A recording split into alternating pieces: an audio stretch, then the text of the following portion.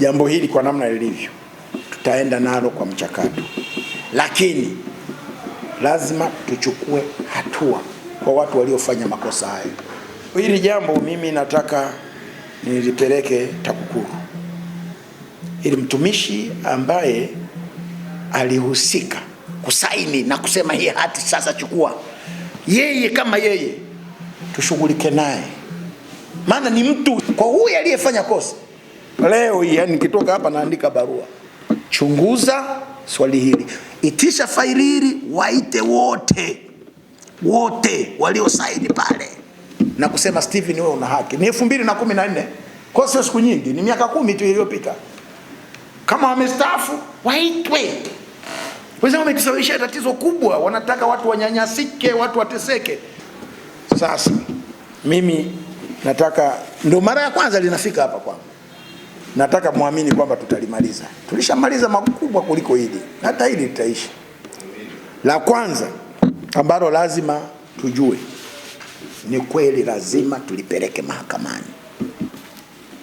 Mlikuwa mnashindwa kuwaelewa viongozi wenzangu walipowaambia mpeleke mahakamani, kwa sababu kwa kweli kimantiki haiji.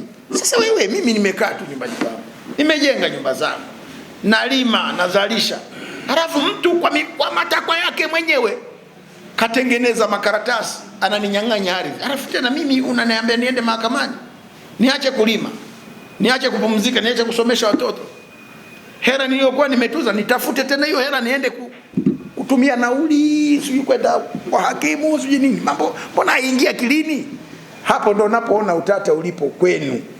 Mnaona hii sasa ni kuonewa. Inawezekana tuende mahakamani tena tupoteze muda? Je, tukishindwa itakuwaje? Ndio maswali mliokuwa nayo. Mimi niwahakikishie, mwiba unapoingilia ndipo utokea. Jambo hili limekwenda kisheria, na ni kweli hati ile ni ya kisheria. Kwa hiyo tutalipindua kwa njia ile ya kisheria. Ni lazima tuwasaidie ninyi wananchi, tuwasaidie, lakini tuwasaidieje? Kupita kwenye mlolongo huo wa kisheria, kupita kwenye mlolongo wa kisheria, kwa sababu hakuna namna tunaweza tukalipindua hili bila kufuata huo mlolongo.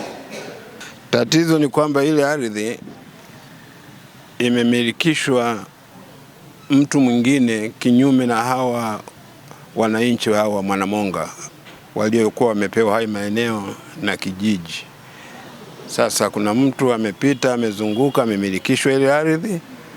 Sasa sisi tunadai haki yetu, ardhi irudi mikononi mwetu. Tumechukua hatua kadhaa, mazungumzo, tumezungumza na ofisi ya mkurugenzi manispaa, lakini hatukufika mahali pazuri. Tumezungumza kwa mkuu wa mkoa. Mkuu wa mkoa aliamuru ile hati ifutwe, aliyepewa yule bwana Stephen Mapunda ifutwe, lakini kamishna amechelewa kuifuta mpaka hivi sasa. Kwa hiyo tunaendelea na hizi hatua nyingine. Hapa tupo kwa mkuu wa wilaya, tumezungumza naye, basi tutamrejea tena wiki ijayo ili tuweze kuendelea na hatua zinazostahili za kufika mahakamani. Lile eneo tunadai watu 34, lina jumla ya eka 74 ndizo zilizopo pale. Sisi tunachotaka haki itendeke, kwa sababu hata huyu waliyommilikisha hao wananchi hajawahi kukaa nao wakazungumza, wala fidia hajatoa kwenye maeneo yale. Kwa hiyo sisi tunaomba tu haki itendeke. Hatudai fidia, tunadai ardhi yetu. Ile ni ardhi yetu, sisi tulipewa na kijiji. Sasa huyu amekuja kwa namna yake, sisi hatukubaliani naye. Ndio maana tunasema serikali itende haki tu.